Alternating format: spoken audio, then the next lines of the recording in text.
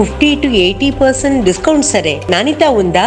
Don't worry. ఏ ఫ్యాక్టరీలో అయితే మిగతా బ్రాండ్స్ మందులు తయారు చేయబడతాయో అదే ఫ్యాక్టరీలో మెడ్ప్లస్ బ్రాండ్స్ మందులు కూడా తయారు చేస్తారు. Best quality, best price, always MedPlus. Musi ప్రక్షాళనకు సంబంధించి హైకోర్టు కొన్ని మార్గదర్శకాలు జారీ చేసింది సార్. దాని గురించి మాట్లాడదాం. అక్రమ నిర్మాణాలు, ఆక్రమణలు తొలగించాల్సిందే. నదిలో మురుగునీరు కలవకుండా చూడాలి. ఆక్రమణదారులపై క్రిమినల్ చర్యలు తీసుకోండి.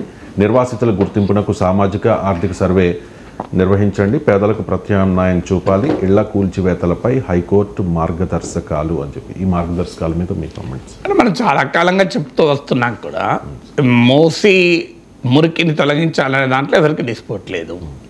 ఈవెన్ బీఆర్ఎస్ లాంటి పార్టీలు, బీజేపీ లాంటి పార్టీలు కూడా మూసి సుందరీకరణ ఏమీ వ్యతిరేకించడం లేదు. ఆ మాటకొస్తే చంద్రబాబు నాయుడు కాలంలోనే నందనవనం ప్రాజెక్టుతో మొదలైంది ఇది. ఆ తర్వాత రాజశేఖర రెడ్డి కాలంలో రబ్బర్ డ్యాములను మొదలైంది. So Musi river front development corporation KCR హయాంలోనే ఏర్పడింది.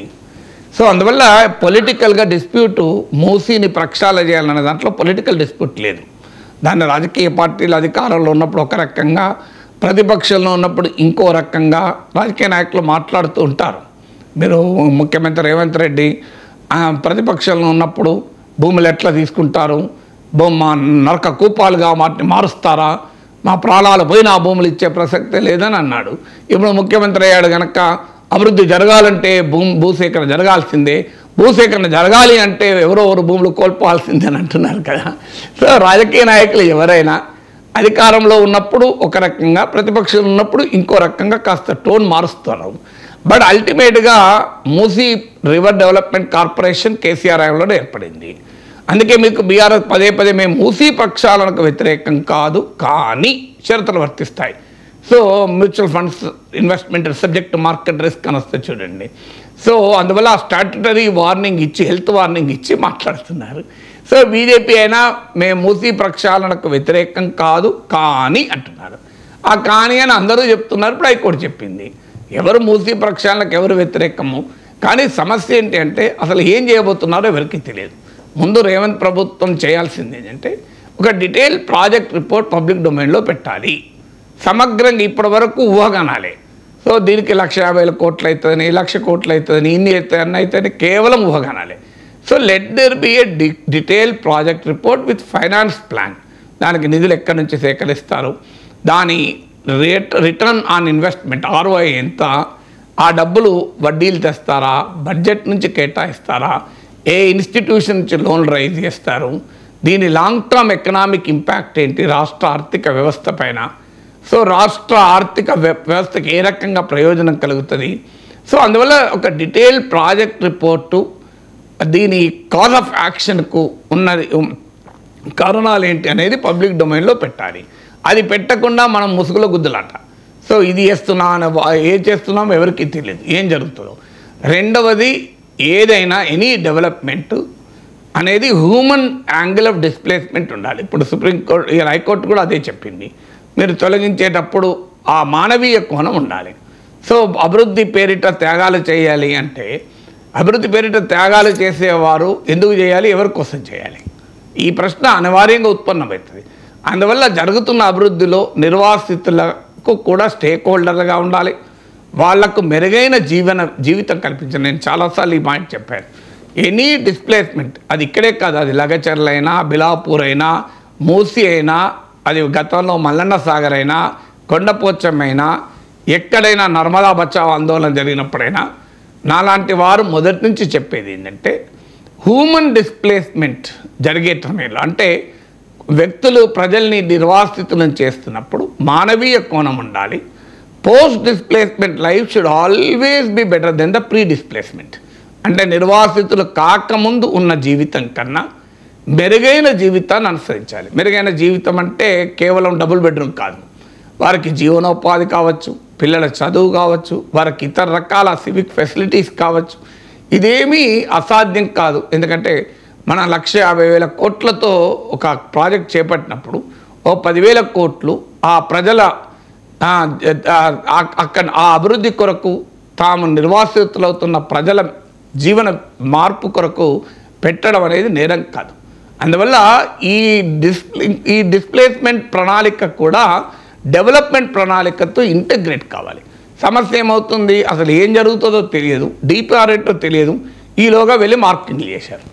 అసలు ఏం జరగబోతుందో తెలియకుండా అభివృద్ధి ఏంటి, ఎలాంటి అభివృద్ధి జరుగుతుంది, దానివల్ల హైదరాబాద్ నగరానికి ఎకానమీకి ఏం లాభం, తెలంగాణ ఎకానమీకి ఏం లాభం, ప్రజలకు ఏం లాభం, ఇది ఏమీ తెలియకుండా నువ్వు మొదలొచ్చి మార్కింగ్లు చేస్తే ప్రజలు ఎట్లా అంగీకరిస్తారు? సో ప్రజలకు ఆ డిస్ప్లేస్మెంట్ ప్రణాళిక కూడా డెవలప్మెంట్ ప్రణాళికలో ఇంటగ్రేట్ అయి ఉండాలి. అంటే ఇంకో పలానా డెవలప్మెంట్ జరుగుతున్న కొద్దీ పలానా డిస్ప్లేస్మెంట్ జరగాలి. సో అదేది జరగకుండా ఆఖరికి డబుల్ బెడ్రూమ్ ఇళ్లలో అవసరమైన ఏర్పాట్లు కూడా పూర్తి కాకముందే, కరెంటు వాటర్ ఈ బేసిక్ ఏమిటి పూర్తి కాకముందే మీరు వెళ్ళిపోండి అని అంటే ఈ గందరగోళం జనం యాక్సెప్ట్ చేయరు. తర్వాత మీరు ఒకే జనాన్ని ఖాళీ చేస్తారు. అసలు జనాన్ని ఖాళీ చేసే ముందు చేయాల్సింది ఏంటి? మూసీలోకి వచ్చే వ్యర్థ పదార్థాలు మొదలు నివారించాలి. అది మున్సిపల్ వేస్ట్ కావచ్చు, ఇండస్ట్రియల్ వేస్ట్ కావచ్చు.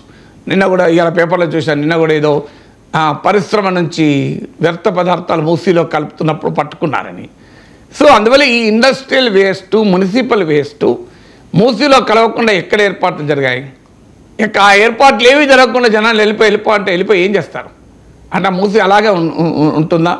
అందువల్ల ఈ టైం షెడ్యూల్ ఏంటి, ప్రాపర్ ప్రణాళిక ఏంటి, తర్వాత దీనిపైన కాన్ఫ్రంటేషన్ ఉండదు. ప్రభుత్వంలో ఉన్నవాళ్ళు, ప్రతిపక్షంలో ఉన్నవాళ్ళు ఘర్షణ పడాలి, ప్రభుత్వంలో ఉన్నవాళ్ళు ఘర్షణ పడకూడదు. ఎప్పుడు కూడా ప్రభుత్వంలో ఉన్నవారు కన్సిలియేషన్ ఉండాలి, కన్సల్టేషన్ ఉండాలి. ఇప్పుడు ప్రతిపక్షాలు ఎప్పుడైనా సహజంగానే దాంట్లో ఎక్కడో ఒక చోట ఎంతో కొంత అసంతృప్తి ఉంటుంది కనుక ఆ అసంతృప్తిని తమకు అనుకూలంగా మలుచుకోవడానికి రాజకీయ వ్యవస్థలో జరుగుతుంది. దాన్ని పట్టించుకోకుండా కాన్ఫ్రంటేషన్ కాకుండా కన్సల్టేషన్, ప్రజలతో భాగస్వామ్యంతో వాళ్ళ స్టేక్ హోల్డర్ పార్టిసిపేషన్ కావచ్చు, ఆ ప్రజలను అందులో భాగస్వాములు చేయడము, వాళ్ళకి కన్విన్స్ చేయడము, ఈ ప్రాసెస్ జరగాలి. అన్ఫార్చునేట్లీ ఈ ప్రాసెస్ జరగకుండా దూకుడు ఎక్కువ కనబడుతుంది. ఆ దూకుడు వల్ల ఏమవుతుందంటే రివర్స్లో కూడా దూకుడు ఉంటుంది. ఫర్ ఎవ్రీ దూకుడు there is equal and opposite దూకుడు ఆల్సో. అది న్యూటన్ థర్డ్ లా కదా. ఇప్పుడు లగచెర్లలో అయినా, బిలాపూర్ అయినా, మూసీలు అయినా జరుగుతున్నది అదే.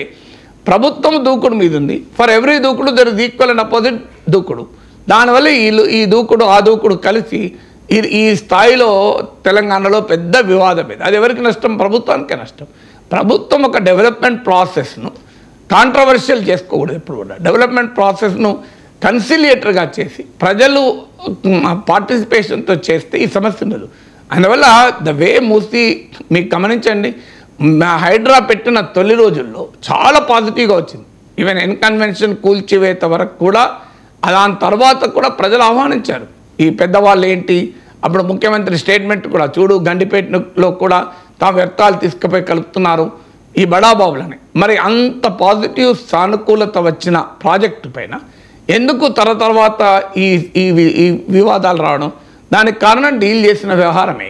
మీరు అసలు ఎక్కడ ఏడ మొదలు పెడుతున్నారు, ఎక్కడ ఎండ్ చేస్తున్నారు, టైం షెడ్యూల్ ఏంటి, ఏం చేయబోతున్నారు, ఏ సమస్యకు ఎలా పరిష్కారం చేయబోతున్నారు, చెరువుల్లో ఆక్రమించిన దానికి ఏంటి, ప్రభుత్వ భవనాలు ఏంటి, ప్రైవేట్ భవనాలు ఏంటి, అనుమతులు ఇచ్చిన వాటికి ఏంటి, అనుమతులు లేని వాటికి ఏంటి, ఏమీ లేకుండా అడావుల్లో మార్కింగ్లు వేయడం, కూలుస్తున్నారు అని అక్కడ ఒక బుల్డోజర్, ఇక్కడ ఒక జేసీపీ పెడితే జనంలో వ్యతిరేకత రాకుండా ఎందుకుంటుంది? ఇప్పటికైనా హైకోర్టు మార్గదర్శకాలకు లోబడి దానికి అనుగుణంగా ప్రభుత్వం ఒక కన్సల్టేషన్తో, కన్సిలియేషన్తో, ప్రజల భాగస్వామ్యంతో, అవకాశం ఉంటే రాజకీయ ఏకాభిప్రాయంతో, అంత సులభం కాదు కానీ ఈ ప్రక్రియ చేస్తే అది ప్రభుత్వానికి మంచిది, ప్రజలకు మంచిది.